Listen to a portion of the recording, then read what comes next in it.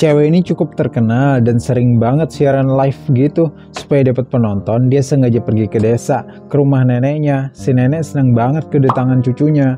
Padahal dia terpaksa cuma buat bahan konten aja. Dia siaran langsung sambil makan cemilan kampung. Di depan kamera sih kelihatan happy. Tapi habis itu dibuang dan dia marah-marah sama neneknya. Malam harinya dia protes teman-teman karena kasurnya nggak nyaman. Padahal dia udah enak pakai selimut yang tebal. Si nenek juga sampai ngasih selimutnya untuk dipakai cucunya aja. Besoknya seperti biasa dia live lagi.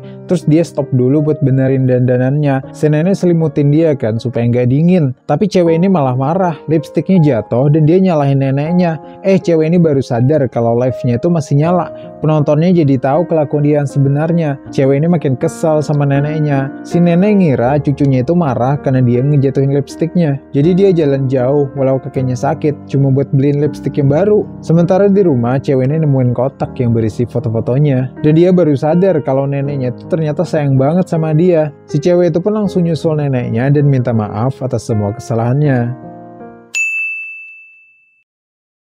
Anak cewek ini punya ayah seorang pemadam kebakaran. Ia sayang banget sama ayahnya. Dan di hari itu si ayah dapat panggilan tugas nih. Dia langsung buru-buru pergi. Anaknya ini sebenarnya mau makan, tapi dia masih nungguin ayahnya tuh yang belum balik-balik juga. Akhirnya dia pergi ke warung makan aja nih teman-teman. Dia mau beli nasi goreng. Ternyata dia cuma punya uang dikit. Ternyata penjualnya baik banget teman-teman. Dia dibikinin nasi goreng gak perlu bayar. Tapi anak itu bilang kalau pesanannya bukan buat dia. Ternyata buat ayahnya. Soalnya dia khawatir sama ayahnya yang belum makan. Terus anak ini minta si penjual untuk nganterin makanannya ke gedung tempat ayahnya bertugas yang tadi baru terbakar. Sesampainya di situ si penjual nggak dibolehin mendekat karena ternyata kebakarannya itu bener-bener parah. Bahkan beberapa petugas pemadam nggak selamat teman-teman, termasuk ayahnya si anak itu. Hati penjual ini pun hancur karena sekarang dia harus nyampain ke anak itu kalau ayahnya udah nggak ada.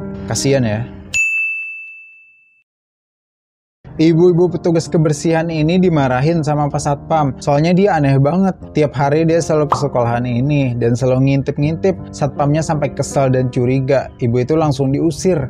Nah kebetulan salah satu guru yang ngajar di situ ngeliat dan ngebelain ibu ini. Bahkan dia juga nawarin makanan teman-teman. Tapi ternyata si ibunya nggak mau. Dia nggak lapar katanya. Si ibu cuman minta supaya dia dibolehin berada di dekat sekolahan itu. Cukup dari luar aja kok. Sampai akhirnya ibu ini udah berhasil nemuin apa yang dia cari, dikasih tanda X. Besokannya dia bawa nih anaknya ke situ. Si ibu naruh beberapa tumpuk batu di bekas tanda X kemarin. Dia jadiin meja. Terus dia keluarin juga buku pelajaran untuk anaknya ini. Ternyata dari kemarin si ibu tuh bukannya ngintip, tapi dia nyari posisi yang bisa kedengeran suara guru yang ngajar di dalam. Walau nggak bisa bersekolah, tapi anak ini masih punya semangat belajar yang tinggi. Banyak bersyukur dan belajar yang rajin ya teman-teman ya.